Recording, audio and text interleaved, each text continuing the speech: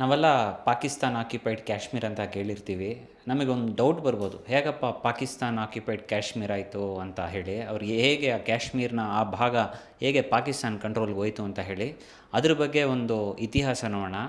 Indian independence act of 1947 ಅಂತ ಹೇಳ್ತಾರೆ. ಅದು ಇಂಡಿಪೆಂಡೆಂಟ್ ಇಂಡಿಯಾನ ಒಂದು ಆ್ಯಕ್ಟ್. ಅಲ್ಲಿಯವರೆಗೂ ಬ್ರಿಟಿಷ್ ಇಂಡಿಯಾ ಅಂತ ಕರಿತಾಯಿದ್ರು. ಬ್ರಿಟಿಷ್ ಇಂಡಿಯಾ ಅಂತ ನೋಡಿದ್ರೆ ಇಂಡಿಯಾ, ಪಾಕಿಸ್ತಾನ್ ಇದೆಲ್ಲ ಒಂದೇ ರಾಷ್ಟ್ರ. ಮ್ಯಾಪಲ್ಲೆಲ್ಲ ನೀವು ನೋಡಿರ್ಬೋದು. ಅದನ್ನು ಬ್ರಿಟಿಷ್ ಇಂಡಿಯಾ ಅಂತ ಕರೀತಾರೆ. Indian independence act of 1947 India Pakistan partition ಬಗ್ಗೆ ಆ ಆ್ಯಕ್ಟ್ ಇರೋದು. ಅದರಲ್ಲಿ ಮೂರನೇ ಭಾಗವಾಗಿ ಇದ್ದಿದ್ದು ಯಾವುದು ಅಂದರೆ ಜಮ್ಮು ಆ್ಯಂಡ್ ಕಾಶ್ಮೀರ್. ಅವತ್ತಿನ ದಿನ ಜಮ್ಮು ಆ್ಯಂಡ್ ಕಾಶ್ಮೀರ್ ಒಂದು ಪ್ರಿನ್ಸ್ಲಿ ಸ್ಟೇಟ್ ಅಂತ ಹೇಳ್ತಾರೆ. ಒಬ್ಬ ರಾಜನ ಕಂಟ್ರೋಲಲ್ಲಿತ್ತು. ಆ ರಾಜನ ಹೆಸರು ಮಹಾರಾಜ ಹರಿ ಸಿಂಗ್ ಅಂತ ಹೇಳ್ಬಿಟ್ಟು. ಬ್ರಿಟಿಷ್ ಏನು ಮಾಡ್ತಾರೆ, ಮಹಾರಾಜ ಹರಿ ಸಿಂಗಿಗೆ ನೀವು ಇಂಡಿಯಾಗೆ ಸೇರ್ತೀರಾ ಅಥವಾ ಪಾಕಿಸ್ತಾನಕ್ಕೆ ಸೇರ್ತೀರಾ ಅಥವಾ ಇಂಡಿಪೆಂಡೆಂಟ್ ಆಗಿರ್ತೀರಾ ಅಂತ ಹೇಳಿ 3 ಆಪ್ಷನ್ ಕೊಡ್ತಾರೆ. ಇವರು ಮಹಾರಾಜ ಅಲ್ವಾ, ಸೊ ನಾನು ಇಂಡಿಪೆಂಡೆಂಟಾಗೇ ಇರ್ತೀನಿ, ನಂಗೆ ಇಂಡಿಯಾನೂ ಬೇಡ ಪಾಕಿಸ್ತಾನೂ ಬೇಡ ಅಂತ ಹೇಳ್ತಾರೆ. ಸೊ ಆವಾಗ ಇಂಡಿಯಾ ಪಾಕಿಸ್ತಾನ್ಗೆ ಅಂತ ಹೇಳಿ ಪಾರ್ಟಿಷನ್ ಆಗುತ್ತೆ. ಅದರಲ್ಲಿ ಜಮ್ಮು ಆ್ಯಂಡ್ ಕಾಶ್ಮೀರ್ ಇಂಡಿಪೆಂಡೆಂಟಾಗೇ ಉಳ್ಕೊಳ್ಳುತ್ತೆ. ಬಟ್ ಕೆಲವೇ ದಿನದಲ್ಲಿ ಪಾಕಿಸ್ತಾನ್ ಗೌರ್ಮೆಂಟ್ ಏನು ಮಾಡುತ್ತೆ, ಆರ್ಮ್ಡ್ ಫೋರ್ಸಸ್ ಜೊತೆಗೆ ಜಮ್ಮು ಆ್ಯಂಡ್ ಕಾಶ್ಮೀರ್ನ ಇನ್ವೇಡ್ ಮಾಡುತ್ತೆ. ಜೊತೆಗೆ ಈ ಪಾಶ್ತೂನ್ ಟ್ರೈಬ್ಮೆನ್ ಅಂತ ಹೇಳ್ತಾರಲ್ಲ, ಪಾಶ್ತೂನ್ ಟ್ರೈಬ್ಮೆನ್ ಬಂದ್ಬಿಟ್ಟು ಈಗ Pakistan, north west Pakistan Afghanistan border ಇದೆಯಲ್ಲ, ಅಲ್ಲಿ ಆ ಪಾಶ್ತೂನ್ ಟ್ರೈಬ್ ಅನ್ನೋದು ಇದೆ. ಅದು ಇವತ್ತಿನ ಪಠಾನ್ ಅಂತ ಏನು ಹೇಳ್ತೀವಿ, ಅದು ಪಾಶ್ತೂನ್ ಅಂತ ಕರೀತಾರೆ. ಆ ಪಾಶ್ತೂನು ಸರಿ ಅವರು JNKಗೆ ಬರ್ತಾರೆ ಆರ್ಮ್ಡ್ ಫೋರ್ಸಸ್ ಜೊತೆಗೆ. ಈ ಪಾಶ್ತೂನ್ ಟ್ರೈಬ್ಮೆನ್ಗೆಲ್ಲ ಸಪೋರ್ಟ್ ಮಾಡಿದ್ದು ಯಾರು ಅಂದರೆ ಪಾಕಿಸ್ತಾನ್ ಗೌರ್ಮೆಂಟೇ, ಪಾಕಿಸ್ತಾನ ಫೋರ್ಸಸ್ಸೇ ಅವರು. ಸೊ ಅವರು ಜಮ್ಮು ಆ್ಯಂಡ್ ಕಾಶ್ಮೀರಿಗೆ ಬಂದು, ಅವತ್ತು ಜಮ್ಮು ಆ್ಯಂಡ್ ಕಾಶ್ಮೀರ್ ರೂಲ್ ಮಾಡ್ತಿದ್ದು ಒಬ್ಬ ಕಿಂಗ್ ಮಹಾರಾಜ ಹರಿ ಸಿಂಗ್ ಅನ್ನೋರು. ಮಹಾರಾಜ ಹರಿ ಸಿಂಗಿಗೆ ಬಹಳ ಟೆನ್ಷನ್ ಆಗುತ್ತೆ. ಯಾಕೆಂದರೆ ಇವ್ರು ತುಂಬ ದೊಡ್ಡ ಪಡೆ, ಇವರೆಲ್ಲ ಬರ್ತಿದ್ದಾರೆ, ಇವ್ರು ಒಬ್ಬರೇ ಫೇಸ್ ಮಾಡಬೇಕಲ್ಲ, ಬಹಳ ಕಷ್ಟ. ಸೊ ಅವ್ರೇನು ಮಾಡ್ತಾರೆ, ಇಂಡಿಯಾ ಮೊರೆ ಹೋಗ್ತಾರೆ. ಡಿಸೈಡ್ ಮಾಡ್ತಾರೆ ನಾನು ಇಂಡಿಯಾ ಜೊತೆನೇ ಸೇರ್ತೀನಿ ಅಂತ ಹೇಳ್ಬಿಟ್ಟು ಇಂಡಿಯಾ ಗೌರ್ಮೆಂಟ್ ಜೊತೆ ಒಂದು ಡೀಲ್ ಆಗ್ತಾರೆ. ನಾನು ನಿಮ್ಮ ಜೊತೆನೇ ಸೇರ್ತೀನಿ, JNK ನಿಮ್ಮ ಇಂಡಿಯಾ ಜೊತೆನೇ ಮರ್ಜ್ ಆಗುತ್ತೆ, ಬಟ್ ಅದರಲ್ಲಿ ಒಂದಿಷ್ಟು ಕಂಡೀಷನ್ಸ್ ಇದೆ. ಆ ಕಂಡೀಷನ್ಸ್ ಏನು ಅಂತಂದರೆ JNKಗೆ ಅಂತ ಹೇಳಿ ಒಂದು ಕಾನ್ಸ್ಟಿಟ್ಯೂಷನ್, JNKಗೆ ಅಂತ ಹೇಳಿ ಒಂದು ಸ್ಟೇಟ್ ಫ್ಲ್ಯಾಗ್, ಇದೆಲ್ಲ ಕೆಲವೊಂದು ಕಂಡೀಷನ್ಸ್ ಆಗ್ತಾರೆ. ಅದೇ ರೀತಿ ಇಂಡಿಯಾಗೆ ಅಂತ ಹೇಳಿ ಒಂದಿಷ್ಟು ಫಾರಿನ್ ಪಾಲಿಸೀಸ್ ಇತ್ತು ಅಂದ್ಕೊಳ್ಳಿ, ಅದರಲ್ಲಿ ಕೆಲವೊಂದು ಫಾರಿನ್ ಪಾಲಿಸೀಸ್ಗೆ JNK ಡಿಫರ್ ಆಗ್ಬೋದು. ಈ ರೀತಿಯ ಕಂಡೀಷನ್ಸ್ ಎಲ್ಲ ಆಗ್ತಾರೆ. ಅದೇ ಈ ಆರ್ಟಿಕಲ್ 370ನ ಒಂದು ಸ್ಟಾರ್ಟಿಂಗ್ ಪಾಯಿಂಟ್ ಅಂತ ಹೇಳ್ಬೋದು. ಹಾಗೆ ಈ JNK ಅನ್ನೋದು ಇಂಡಿಯಾ ಜೊತೆ ಮರ್ಜ್ ಆಗುತ್ತೆ. ಬಟ್ ಪಾಕಿಸ್ತಾನ್ ಆರ್ಮ್ಡ್ ಫೋರ್ಸಸ್ ಮತ್ತು ಪಾಶ್ತೂನ್ ಟ್ರೈಬ್ಮೆನ್ ಎಲ್ಲ ಸುಮ್ಮನೆ ಇರಬೇಕಲ್ಲ, ಇಂಡಿಯಾ ಜೊತೆ ಇವ್ರು ಮರ್ಜ್ ಆಗ್ತಿದ್ದಾರೆ ಅಂತಿದ್ದಂಗೆ ಟ್ರಿಗರ್ ಆಗ್ತಾರೆ. ಟ್ರಿಗರ್ ಆಗಿ ಇಂಡೋ ಪಾಕ್ ವಾರ್ ಒಂದು ಶುರು ಆಗುತ್ತೆ. ಈ ವಾರ್ ಆಲ್ಮೋಸ್ಟ್ ಒಂದು 16 to 18 months ಪ್ರೊಲಾಂಗ್ ಆಗುತ್ತೆ. ಈ ವಾರಲ್ಲಿ ಯಾರು ಗೆದ್ದರು ಅಂತ ನೋಡಿದ್ರೆ, ಈ JNKನಲ್ಲಿ ಮೆಜಾರಿಟಿ ಅಂದರೆ 90% ನಮ್ಮ ಇಂಡಿಯಾ ಕಂಟ್ರೋಲಿಗೆ ಬರುತ್ತೆ. ಒಂದು 10% ಪಾಕಿಸ್ತಾನ್ ಆಕ್ಯುಪೈಡ್ ಕಾಶ್ಮೀರಾಗಿ ಉಳ್ಕೊಳ್ಳುತ್ತೆ. ಅದೇ ಇವತ್ತಿನ POK ಅನ್ನೋದು. ಈ ಪಾಕಿಸ್ತಾನ್ ಆಕ್ಯುಪೈಡ್ ಕಾಶ್ಮೀರ್ನ ಅವರು 2 ರೀಜನಾಗಿ ಡಿವೈಡ್ ಮಾಡ್ತಾರೆ. ಏನು ಅಂದರೆ, ಒಂದು ಗಿಲ್ಗಿತ್ ಬಲ್ತಿಸ್ತಾನ್ ಅಂತ ಹೇಳಿ, ಇನ್ನೊಂದು ಆಜಾದ್ ಜಮ್ಮು ಕಾಶ್ಮೀರ್ ಅಂತ ಹೇಳಿ 2 ರೀಜನಾಗಿ ಡಿವೈಡ್ ಮಾಡ್ತಾರೆ.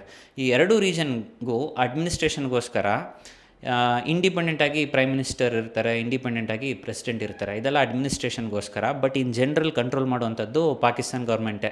ಒಬ್ಬ ಇಂಡಿಯನ್ POK ಪಾಕಿಸ್ತಾನ್ ಆಕ್ಯುಪೈಡ್ ಕಾಶ್ಮೀರ್ಗೆ ಹೋಗಬೇಕು ಅಂದರೆ ಪಾಕಿಸ್ತಾನ್ ವೀಸಾ ತೊಗೊಂಡು ಹೋಗಬೇಕಾಗತ್ತೆ. ಬಟ್ ಅದು ನಾಟ್ ರೆಕಮೆಂಡೆಡ್ ಅಂತ ಹೇಳ್ತಾರೆ. ಬಟ್ ಪಾಕಿಸ್ತಾನೀಸ್ ಯಾವುದೇ ವೀಸಾ ಇಲ್ಲದೆ POKಗೆ ಹೋಗ್ಬೋದು. ಸೊ ಹಾಗಾಗಿ ಇದು ಪಾಕಿಸ್ತಾನ್ ಕಂಟ್ರೋಲಲ್ಲಿದೆ ಅಂತ ನಾವು ತಿಳ್ಕೊಬೋದು. ಈ POK ಅನ್ನೋದು ಬಹಳ ಸುಂದರವಾದ ಜಾಗ ಅಂತ ಹೇಳ್ತಾರೆ. ನ್ಯಾಚುರಲಿ ತುಂಬ ಬ್ಯೂಟಿ ಅಂತೆ. ಸುಮಾರು ಲೇಕ್ಸ್ ಇದೆ, ಅದೇ ರೀತಿ ಸುಮಾರು ವ್ಯಾಲೀಸ್ ಇದೆ. ನೀವು ಗೂಗಲಲ್ಲಿ ಇಮೇಜಸ್ ಎಲ್ಲ ನೋಡ್ಬೋದು, ತುಂಬ ಸುಂದರವಾಗಿರುತ್ತೆ ಅಂತ ಹೇಳಿ. ಅದೇ ರೀತಿ ಅದು ಸ್ಟ್ರಾಟಜಿಕಲಿ ಬಹಳ ಇಂಪಾರ್ಟೆಂಟ್ ಅಂತ ಜಾಗ. ಯಾಕೆ ಅಂದರೆ, ಈ ಚೈನಾ ಪಾಕಿಸ್ತಾನ್ ಕನೆಕ್ಟ್ ಮಾಡೋದೇ ಈ POK. ಚೈನಾ ಪಾಕಿಸ್ತಾನ್ ಜೊತೆ ಇಟ್ಕೊಂಡಿರುವಂತಹ ಟ್ರೇಡ್ ರಿಲೇಷನ್ಶಿಪ್ ಏನಿದೆ, ಅದಕ್ಕೆ ಒಂದು ಕಾರಿಡಾರನ್ನು ಬಿಲ್ಡ್ ಮಾಡಿದ್ರು. ಅದು ಚೈನಾ ಪಾಕಿಸ್ತಾನ್ ಎಕನಾಮಿಕ್ ಕಾರಿಡಾರ್ ಅಂತ ಹೇಳ್ತಾರೆ. ಅದು ಚೈನಾಯಿಂದ ಈ POK ದಾಟೆ ಪಾಕಿಸ್ತಾನ ಕನೆಕ್ಟ್ ಮಾಡುವಂಥದ್ದು. ಸೊ ಚೈನಾ ಗೌರ್ಮೆಂಟ್ ಏನು ಮಾಡಿದೆ, ಈ POK ರೀಜನಲ್ಲಿ ಇನ್ಫ್ರಾಸ್ಟ್ರಕ್ಚರ್ಗೆ ಅಂತ ಹೇಳಿ ಸುಮಾರು ಇನ್ವೆಸ್ಟ್ಮೆಂಟ್ ಮಾಡಿದೆ. ಅಂದರೆ ಹೈವೇಸ್ ಹಾಕೋದಾಗಲಿ ಟ್ರೇಡ್ಗೋಸ್ಕರ, ಅದೇ ರೀತಿ ಡ್ಯಾಮ್ಸ್ ಕಟ್ಟೋದಾಗಲಿ, ಪವರ್ ಜನ್ರೇಷನ್ ಅಂತ ಹೇಳಿ ಸುಮಾರು ಇನ್ಫ್ರಾಸ್ಟ್ರಕ್ಚರ್ಗೆ ಇನ್ವೆಸ್ಟ್ ಮಾಡಿದೆ. ಭಾರತ ಅದನ್ನು ಅಪೋಸ್ ಮಾಡಿದ್ರೂ ಸಹ ಪಾಕಿಸ್ತಾನ ಸಪೋರ್ಟ್ ತೊಗೊಂಡು POK ಹೇಗೂ ಪಾಕಿಸ್ತಾನ್ ಕಂಟ್ರೋಲಲ್ಲಿದೆ ಅಂತ ಹೇಳ್ಬಿಟ್ಟು ಚೈನಾ ಆ ಜಾಗನ ಇನ್ಫ್ಲುಯೆನ್ಸ್ ಮಾಡ್ತಾಯಿದೆ. ಯಾಕೆಂದರೆ ಅವ್ರಿಗೆ ಗೊತ್ತು, ಒಂದು ವೇಳೆ ಇಂಡಿಯಾ ನಾಳೆ POK ಕಂಟ್ರೋಲ್ ತೊಗೋಬೇಕು ಅಂತಂದರೆ ಚೈನಾಗೆ ಸಮಸ್ಯೆ ಆಗಿಬಿಡುತ್ತೆ. ಅದಕ್ಕೆ ಅವರು ಈಗಲೇ POK ರೀಜನ್ ಏನಿದೆ ಅದನ್ನು ಇನ್ಫ್ಲುಯೆನ್ಸ್ ಮಾಡೋಕ್ಕೆ ಶುರು ಮಾಡಿಬಿಟ್ಟಿದ್ದಾರೆ. ಬಟ್ ಇವತ್ತು POKನ ಸ್ಥಿತಿ ನೋಡಿದ್ರೆ ಅಷ್ಟು ಸರಿ ಇಲ್ಲ. ಯಾಕೆಂದರೆ ಲೋಕಲ್ ಜನರಿದ್ದಾರಲ್ಲ, ಅವರಿಗೆ ಪಾಕಿಸ್ತಾನ್ ಗೌರ್ಮೆಂಟ್ ಮೇಲೆ ಬಹಳ ಬೇಸರ ಶುರುವಾಗಿದೆ. ಯಾಕೆಂದರೆ ಪಾಕಿಸ್ತಾನಲ್ಲಿರುವಂಥ ಬೇರೆ ಸಿಟೀಸ್ ಎಲ್ಲ ಇದೆಯಲ್ಲ, ಈಗ ಕರಾಚಿ, ಲಾಹೋರ್, ಇಸ್ಲಾಮಾಬಾದ್, ರಾವಲ್ಪಿಂಡಿ ಇಲ್ಲೆಲ್ಲ ಫೋಕಸ್ ಮಾಡೋ ಅಷ್ಟು ಈ POK ರೀಜನ್ನ ಫೋಕಸ್ ಮಾಡ್ತಾ ಇಲ್ವಂತೆ. ಹಾಗಾಗಿ ಅಲ್ಲಿ ಅನ್ಎಂಪ್ಲಾಯ್ಮೆಂಟ್ ಆಗಿರ್ಬೋದು, ಅದೇ ರೀತಿ ಇಂಡಸ್ಟ್ರಿಯಲ್ ಡೆವಲಪ್ಮೆಂಟ್ ದೊಡ್ಡದಾಗೇನೂ ಆಗ್ತಾ ಇಲ್ಲ.